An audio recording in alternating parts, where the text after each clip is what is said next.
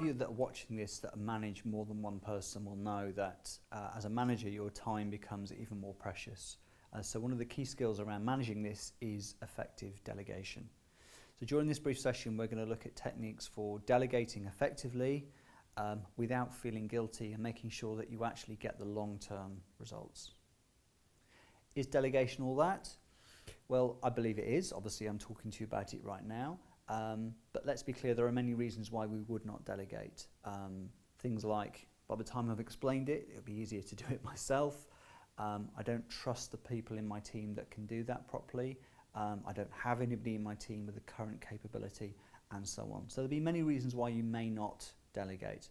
What I would ask you to do is have an open mind during this and think about some of the benefits of effective delegation. So for example, think about succession planning. Think about not relying on one single point of success or failure, and think about the time it may free up for you to get on with some of the other things in your role.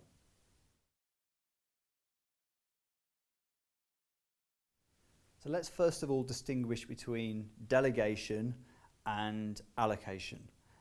Allocation is where you give people in your team some work to do. Delegation is very similar. However, the significant difference here is that with delegation you're giving people work that's actually on your to-do list. In other words, the responsibility, the accountability for that work sits with you.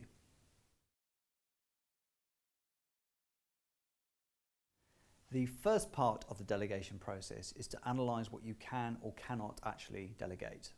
Now, one of the easiest ways to do this is to take a current to-do list and ask yourself honestly, what on that list would I today currently be happy to delegate?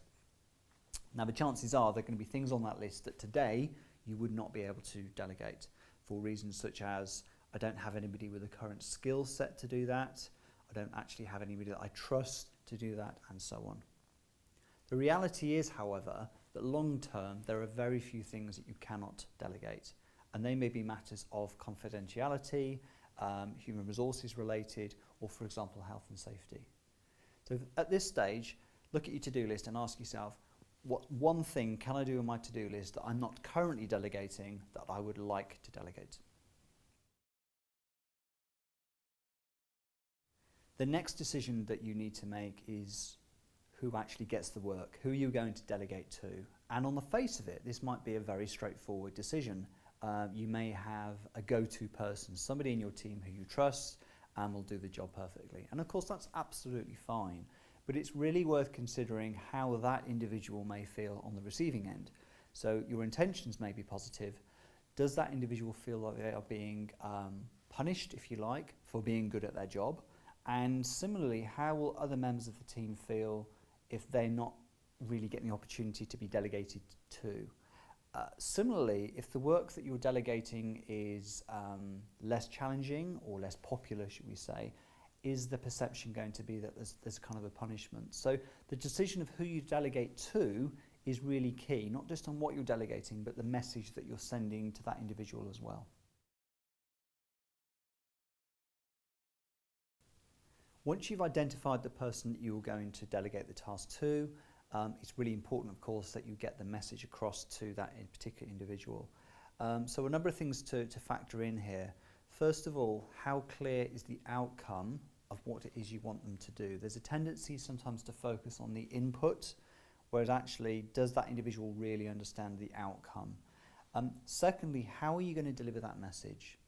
If you have somebody, for example, that has never done this task before, then you may need to take them through a stage-by-stage process, and if you like, be a little bit more directing about that. Similarly, if you've got somebody who's more experienced, you may take a more laissez-faire approach.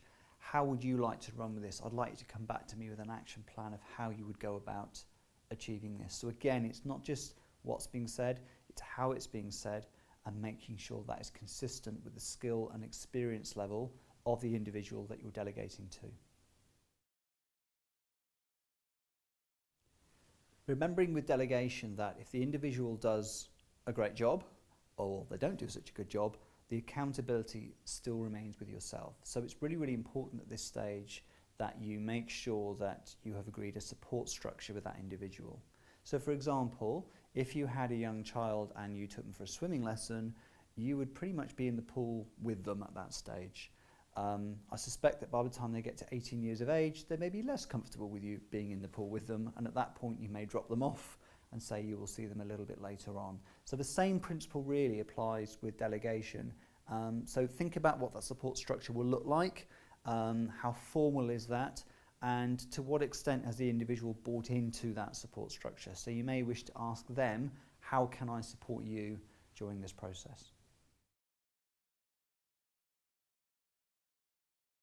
The final part of the delegation process is, of course, the all-important feedback. Now again, particularly if they've done a good job, it's really important to stress why it was a good job, what the consequences were of that. Conversely, if something hasn't gone quite so well, let's talk about honestly why it hasn't gone so well and what are the learning points from that.